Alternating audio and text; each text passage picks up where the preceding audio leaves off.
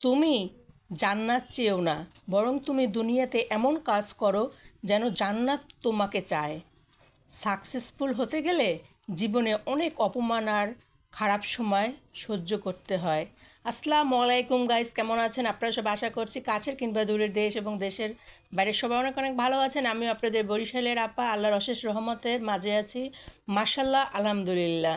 আজকে একটা না দেখলাম, অরেঞ্জ কালার একটা ক্যাপসিকাম দেখছি অরেঞ্জ কালার, কিন্তু কাঁচামরিচ যেরকম অরেঞ্জ কালার হয় সেটা দেখিনি। এই তো দেখতেই পাচ্ছিলেন যে আমি আজকে লাউ শাক আমি খাইনি কখনো, আজকে প্রথম বানিয়েছি। আসলে অনেক মজা হয়েছে, টেস্ট হয়েছে। আমার হেল্পিং হ্যান্ড আপুটা আমাকে এগুলো সব আমি রেডি করে দিয়েছি, সে আমাকে বেটে দিয়েছে শিলপাটায়। আর এটা শিলপাটায় বাটলে কিন্তু অনেক স্বাদ মজা অনেক বেশি হয় ব্লেন্ডারের চেয়ে। তো এই তো দেখলেনই তো, সব কিছু দিয়েছিলাম, সব কিছু শেয়ার করেছি আপনাদের সাথে। তারপরে দুজনে মিলে গল্প করতেছিলাম। দুজনে মিলে অনেক গল্প করি, কথা বলি। ওনার কথা আমাকে বলে, আমিও বলি। আমরা দুইজন মনে করেন একবারে অনেক ফ্রেন্ডলিভাবে কথা বলি। আমার বাসায় আসে যখন, তখন আমরা দুজনে অনেক মজা করি, দুষ্টুমি করি। তারপরে এই যে দুজনে মিলে শিলপাটা এরকম যে আমরা ছোটোবেলা দেখেছি না, মা চাচিরা খালারা নানিরা এরকম শিলপাটায় ভর্তা বানানোর পর খাইতো। তো আমি বলতেছি, আপু আসেন আমরা দুজনে মিলে খাই, শেয়ার করি।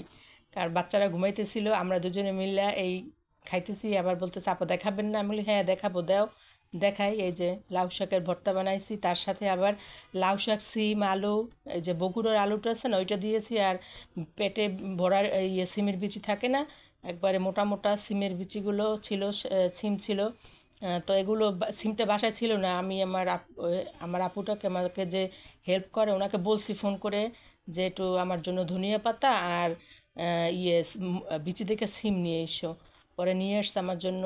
যাই হোক, গরিব বড়লোক ধনী আমরা কিন্তু সবাই মুসলিম মানুষ। মুসলিম আর ধর্ম আর হিন্দু খ্রিস্টান বৌদ্ধ নাই, সবাই আমরা মানুষ।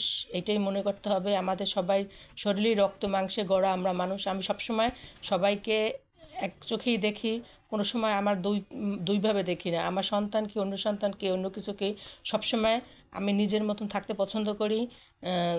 তো এই তো দেখতেই পাচ্ছেন, এটা আমি কালকে রান্না করেছিলাম রাত্রে মুরগির মাংস।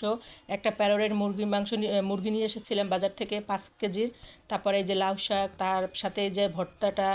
তা কেমন লাগলো? এই যে তার সাথে এই যে গরম গরম ধোয়া উঠানো ভাত।